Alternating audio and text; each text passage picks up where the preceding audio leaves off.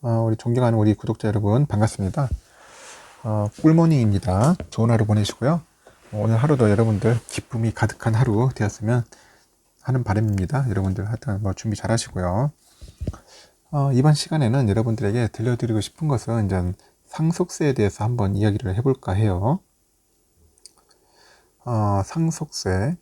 지금 보니까 우리 고인인 이건희 회장의 그 상속세가 전 세계적으로 봤을 때 역대급이라네요. 역대급. 엄청난 재산을 갖고 계신 분이었어요. 그러다 보니까 이 상속세가 어마어마하죠. 지금 보니까 대략 한 12조 정도 된다는데 한 13조까지도 가능할 것 같아요. 일단은 우리 그 스티브 잡스 있죠. 애플의 스티브 잡스보다도 더 많아요. 스티브 잡스보다 한 3배 정도 더 많다고 하는 것 같습니다. 그리고 그 지금 삼성의 상속세가 이제 해외였다면은 뭐 한 절반 정도도 안 낸다 뭐 그런 얘기들이 있더라고요. 그만큼 우리나라가 좀 세금이 상당히 좀 센가 봐요. 그러다 보니까 그런 문제들도 있고 좀 상속세가 뭐 적당히 해야지 않느냐 뭐 그런 말들이 좀 있어요. 하여튼 그런 이야기들을 한번 여러분들에게도 한번 이야기 들려드릴게요. 왜냐면 또 이런 부분은 좀 민감하죠. 또 세금이라는 것은 정확하게 공정하게 내야 하는 건 맞아요. 당연히 국민이라면은 뭐 세금은 진짜 법만큼 내는 건 맞는데 그 비율 자체가 너무 현실적이지 않다면은 기업하는 사람들한테는 상당히 좀 리스크로 다가올 수가 있다는 거죠. 일단은 그 관련된 기사를 한번 볼게요. 그 삼성과 일단 유족들이 이제 고 이건희 회장의 그 유산에 대한 상속세가 대략 한 12조 5천억 정도 그렇게 예상을 하는 것 같아요. 그 정도의 가량을 납부를 할 것 같고요. 국내는 물론이고요. 세계적으로도 역대 최대 규모로 합니다. 상속세가 이토록 많은 것은 유산 자체가 워낙 많아서기도 하지만은 한국의 그 상속세율이 세계에서 손꼽힐 정도로 높다고 합니다. 그래서 그런 관련된 지적들이 많아요.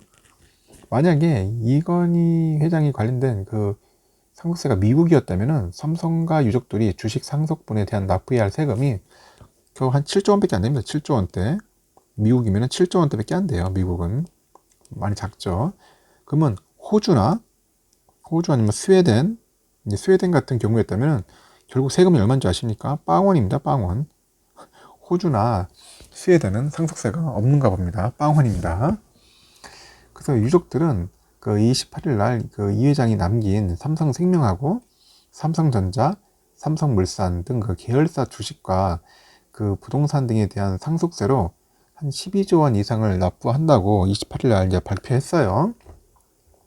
이런 상속세 규모는 세계적으로도 손꼽히는 수준이에요. 전에 언급했죠. 그 스티브 잡스, 애플 창업주. 이분이 2011년도에 이제 사망했을 때 유족이 부담해야 할 세금액이 28억 달러였어요. 28억 달러. 그 결국 이제 얼마냐면은 그 당시 때 유산 70억 달러에서 세율이 40%입니다. 원화로는 한 3조 4천억 정도? 3조 4천억밖에 안 됐어요.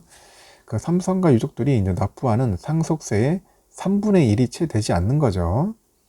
심지어 최근 3년간 2017년도에서 2019년간 국세청이 거둔 상속세 합계 10조 6천억보다도 많아요. 참 10조 6천억보다 더 많다. 3년 동안 거둔 것보다. 참 어처구니 없죠. 이런 거 보면은 야 그만큼 많이 내는구나 하는 걸 우리가 느낄 수 있는 겁니다. 그래서 삼성과 유족이 내야 하는 상속세가 이토록 많은 것은 우선 유산 그 규모 자체가 어마어마한 거죠. 유산이. 그 이 회장이 남긴 유산은 주식과 미술품, 뭐 부동산 등을 합쳐서 약 한 26조 원 정도 된대요. 26조 원. 어마어마하죠. 26조 원. 그리고 대략 삼성 계열사 주식이 약간 19조 원 정도 돼요. 19조 주식이 19조 원. 그러니까 엄청난 거죠. 하지만 그 한국의 상속세율이 유난히 높기 때문이라는 지적도 있어요. 한국경제연구원에 따르니까 한국의 명목 상속세 최고 세율은 50%로 OECD 국가들 중에서 일본 다운 없다네요. 일본은 한 55%, 우리는 50% 정도 됩니다. 하지만 그 최대 주주가 상속할 경우에 여기에 20% 할증이 있어요. 20% 할증이 있어가지고 최고 세율이 결국은 이제 60%로 가는 겁니다. 60%로 엄청 높은 거죠. 그래서 실효세율로는 일본 55%보다 뛰어넘어요. 그래서 세계 최고 수준 되는 겁니다. 그 다른 국가의 경우 실효 세율을 기준으로 자녀에게 상속하는 경우에 세율이 미국이 얼마냐면은 한 40% 정도 됩니다. 그리고 독일이 한 30% 정도, 그리고 영국이 한 20% 정도 된다고 하네요. 세율이. 캐나다는 한 16.5% 정도에 불과한다고 하네요. 그리고 심지어 아까 말한 것처럼 호주하고 스웨덴은 얼마냐? 아까 말했죠. 상속받은 자산을 추후 처분할 때 과세하는 자본이득세 체계를 적용하고 있다 하네요. 일단은 그 한경연이 이를 기준으로 지난해 11월 18조 2천억 원의 상장 주식을 직계 비속에게 상속할 경우에 비교한 결과 그 한국에서 상속세 10조 5,900원을 내는 경우에 미국에서는 7조 3천억이면 됩니다. 미국에서는 7조 3천억만 내면 되는 것으로 나타났고요. 독일 가면은 한 5조 5천억, 영국은 한 3조 6천억이면 된다고 합니다. 그리고 호주와 스웨덴은 상속받은 사람이 주식을 처분할 때 과세하기 때문에 당장 내는 상속세는 없다고 하네요. 그런 면에서 상당히 좋은 것 같아요. 약간 말대로 주식을 처분할 때만 내게 하면 괜찮을 것 같은데 이런 부분들이 우리나라에는 좀 없어서 좀 약간 아쉬운 면이 있습니다.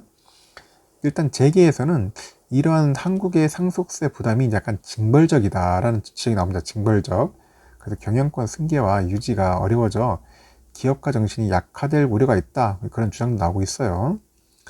실제로 세계 1위의 손톱깎이 생산업체 알죠? 여러분들 37인데 지난 2008년에 그 상속세로 인해 가지고 지분을 전량 매각한 후에 적자 기업으로 전락해버린 거예요.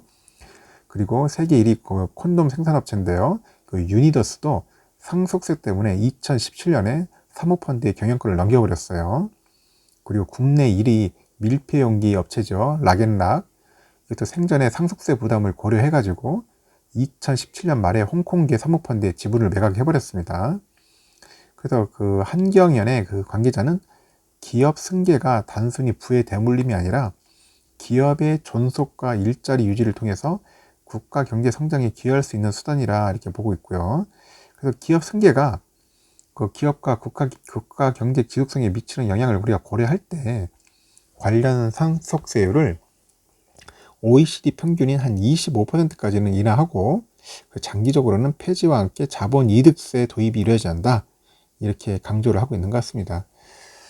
그래서 상속세에 관련된 이야기들이 굉장히 많은가 봅니다. 그래서 특히 기업하시는 분들이 상속세 때문에 난린 것 같아요. 상속세 이거 내다 보면은 기업 승계가 제대로 안 돼가지고 최대 주주가 못 될 수도 있고 결국 이제 막 이상한 또 펀드들 들어와가지고 사모펀드나 참 기업이 또 위태위태할 수도 있는 그런 상황이 있을 것 같아요. 변수들이 많이 생기는 것 같습니다.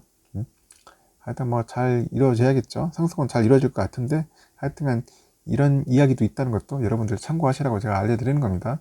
일단은 뭐 이건희 회장이 예전에 뭐 살아 있을 때 자기가 이제 유언이 남긴 대로 뭐 돈을 많이 이제 기부를 할 것 같아요. 아까 말한 것처럼 한 1조 원대 뭐 기부도 하고 진짜 난치병 뭐 어려운 아이들을 위해서라도 뭐 돈을 쓸 수 있도록 의료 쪽에도 많이 뭐 기부도 한다고 하더라고요. 기부도 하고 하여튼 좋은 일을 많이 하는 것 같습니다. 그리고 각종 예술품이나 뭐 유명한 그림들 보니까 뭐 피카소 그림도 있고 다 있더라고요. 이제 그런 것들도 다 이제 박물관이나 이제 뭐 미술관 같은데 다 기증을 한다고 합니다. 기증을 해가지고 좋게 썼으면 좋겠어요. 잘 됐으면 좋겠습니다. 하여튼 뭐 상속세 우리나라 상당하다는 거 여러분들 한번 참고 차원에서 알려드립니다. 하여튼 상속 문제 잘 끝나가지고 뭐 삼성전자에 뭐 차질이 없었으면 좋겠습니다. 이상 상속세 관련된 이야기는 여기서 마칠게요.